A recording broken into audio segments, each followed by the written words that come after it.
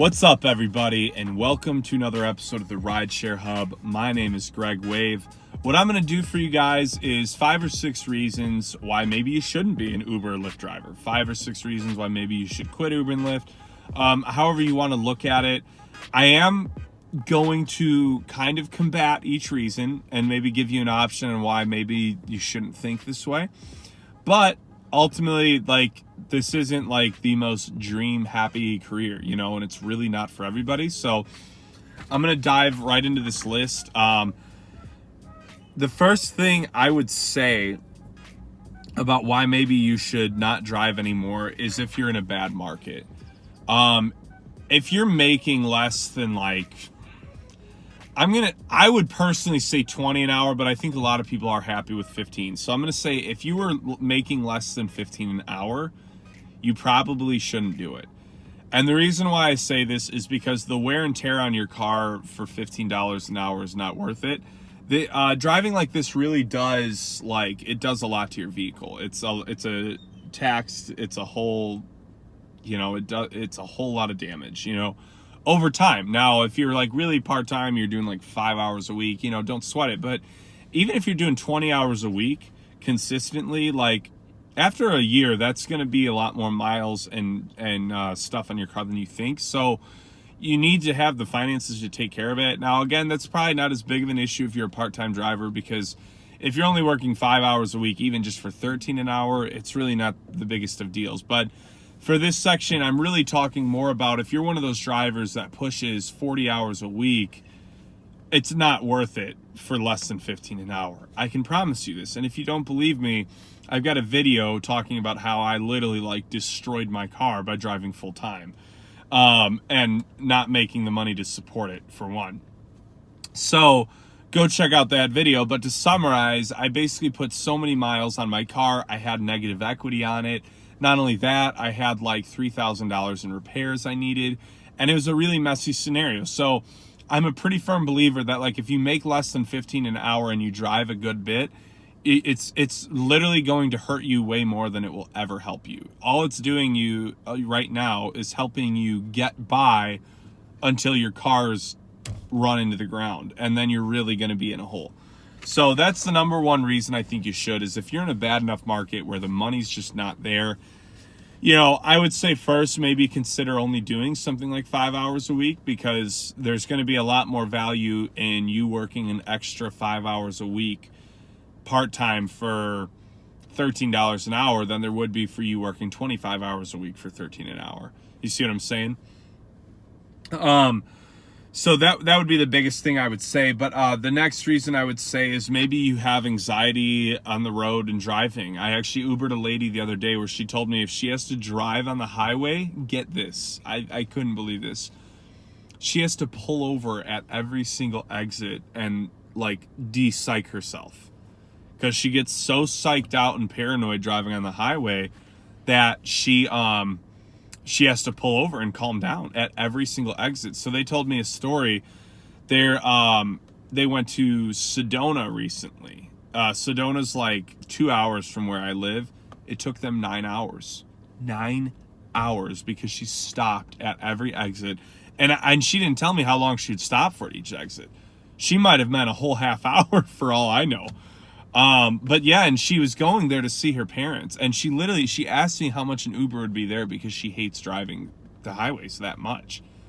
And I was like, it's going to be a pricey Uber, a 2-hour drive, so if you're that type of person, and your anxiety is at that level, this, and you would probably already know this, I would hope, this is just not going to be for you, because we spend a lot of time on the highways, and we spend a lot of times in congested areas. And I would really say that I would probably once a day, I'm in a close call accident, but once every 3 days, I'm in someone nearly rear ends me or someone nearly T-bones me, so you've got to be able to handle that. You really do. And if you can't, it really probably isn't for you. Now, some solutions I would say to look into instead of just cold turkey quitting or cold turkey not starting is like work into that. Do some research on people that have overcome it. You know, I know a lot of people that meditate a lot for anxiety, and meditation is not some funky spiritual guru thing. Like, this is just something you do to calm your mind down. You know, I've never been tested, but like, I've always wondered if I was a little bit ADD or ADHD, because like my mind flies at like a million miles an hour no matter what I'm doing. And so for me, like, I meditate for those reasons. Now, I am not religious at all or spiritual. I mean, like, kind of spiritual, but I'm not really, like, at all. But I still meditate, and not because, again, I am not meditating because I think I'm contacting a higher source or ETs or anything. I meditate because it calms my mind down. It keeps me calm. It keeps me in a good mood. It keeps me focused and clear. And so I would say just look into something like that. And if it helps, then maybe this could still be an option for you, you know? The next thing I would say would be, if you're doing like, I don't know, I don't even really agree with that. I saw somebody said something like this online, but basically some people say that if you're doing less than 15 hours a week, it might not be worth it. Now, I actually completely disagree with that, because you can do 5 hours a week and make an extra $75 to $100 a week, which is like an extra $300 to $400 a month, which is good money. So what I would say instead is, I wouldn't, and this again goes more back to the principle of the money you make. I wouldn't work that if you're making less than like $12 an hour. Part-time, like, if you're not destroying your vehicle, it's not even a lot of harm to work $12 an hour, 5 hours a week. Because you think even there, I mean, what is that, like $60? I mean, that is a little low, but I mean, 60, 180, that's like $300 a month. No. 60, 120, 180, 240, an extra $240 a month, which still really isn't even that bad, you know? So I would say, like, the honest truth is, I don't even really feel like there's not a lot of reasons to not drive, but this is what somebody said in the internet that I added to my list, and to be honest, I completely disagree with it now that I look at it. But the next biggest thing, and again, kind of like a bad market, but just bad location. If you're just in an area where the rides are never good, you want to be giving like $10 rides on average. So if you feel like no matter where you drive, you only give $3 to $5 rides, that's going to be a really, really tough location to really maximize your earnings on. And one thing I would say for this, guys, like, if you're not too anchored down to the city you live in and you don't really know what direction you're headed in life, pick a major city and just start driving Uber and Lyft in that city, because you'll more than likely make $20 an hour or more, especially if you work the weekends. And so, like, the bad location thing, like, I've always said this to, like, my friends. It's like, don't have the small town syndrome. Don't have the small town syndrome where you can never create anything better in life because you're so hooked on staying in your small town where nothing happens. Like, if you've got nothing going on, just move, because I can guarantee you'll have a good start moving to a bigger city with like really good Uber and Lyft hours. You can easily make a full-time income doing it if you need to, and there'll be more opportunity for you in general. So it's like, I almost hate that as a reason too, but for some people, I get it. You've got family, you've got reasons you wouldn't want to move. And I would say if that's the case, like, and you're in a location like that where you really only give $2 to $4 rides, I would quit. It's not worth your time, especially because that's going to be more than likely all city driving, which is even worse for your car than highway driving. So, location.